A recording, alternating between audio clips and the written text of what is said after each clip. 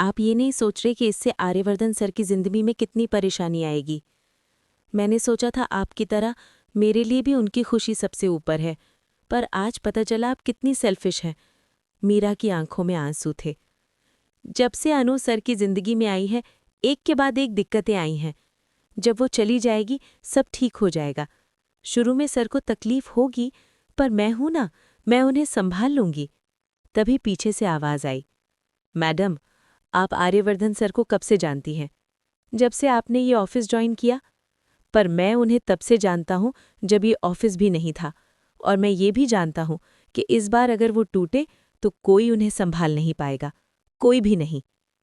कहानी का मोड़। अब सवाल ये है, क्या अनु सच में अपनी खुशी कुर्बान कर देगी? क्या माँ का विश्वास सच साबित होगा? क्या आर्यवर्धन और अनु की किस्मत बदलेगी? ये कहानी सिर्फ एक शादी की नहीं है, ये कहानी है कुर्बानी, प्यार, माँ बाप की दुआ और सच्चे प्रेम की।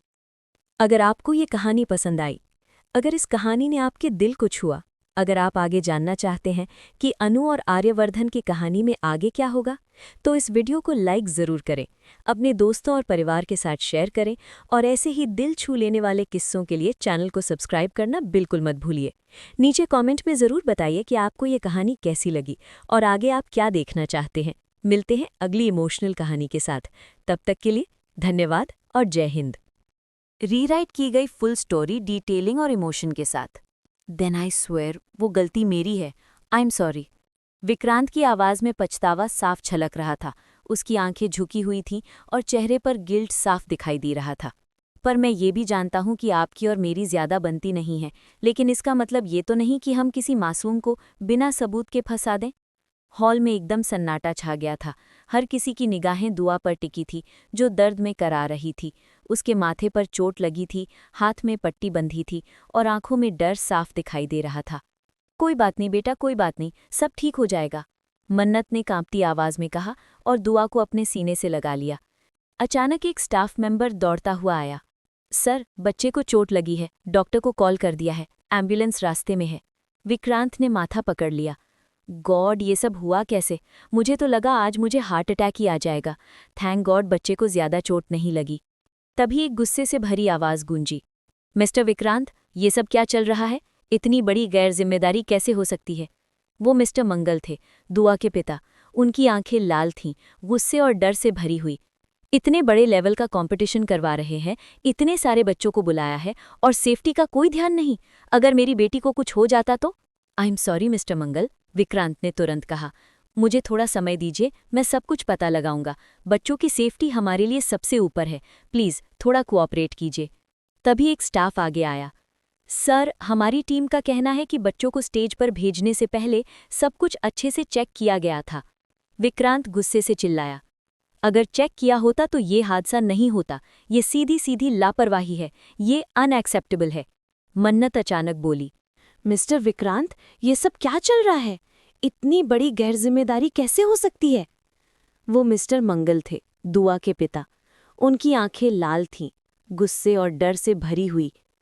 इतने बड़े लेवल का कंपटीशन करवा रहे हैं, इतने सारे बच्चों को बुलाया है और सेफ्टी का कोई ध्यान ही नहीं। अगर मेरी बेटी को कुछ हो जाता तो? आई एम सॉरी मिस्टर मंगल, विक्रांत ने तुरंत कहा। मुझे थोड़ा समय दीजिए, मैं सब कुछ पता लगाऊंगा।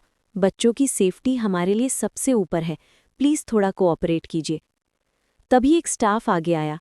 सर, हमारी टीम का कहना है कि बच्चों को स्टेज पर भेजने से पहले सब कुछ अच्छे से चेक किया गया था। विक्रांत गुस्से से चिल्लाया।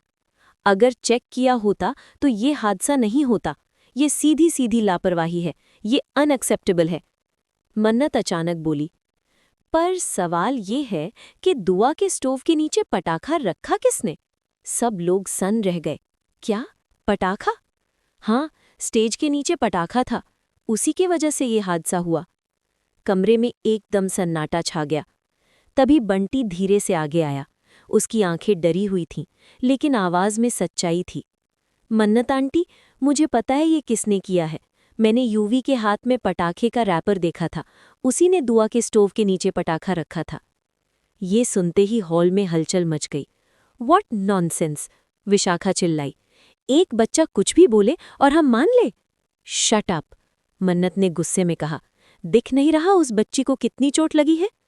बंटी कभी झूठ नहीं बोलता, मन्नत ने मजबूती से कहा। विशाखा भड़क गई। अगर तुमने मेरे यूवी पर झूठा इल्जाम लगाया ना तो मैं बर्दाश्त नहीं करूंगी। यूवी की आंखों में डर था। वो चुपचाप खड़ा था, जैसे अंदर ही अंदर टूट चुका हो। तभी विक्रांत आगे आया। रुको, सब शांत हो जाओ। बिना सबूत किसी पर इल्जाम लगाना गलत है। पहले पूरी सच्चाई पता करनी होगी। मन्नत ने गहरी सांस ली।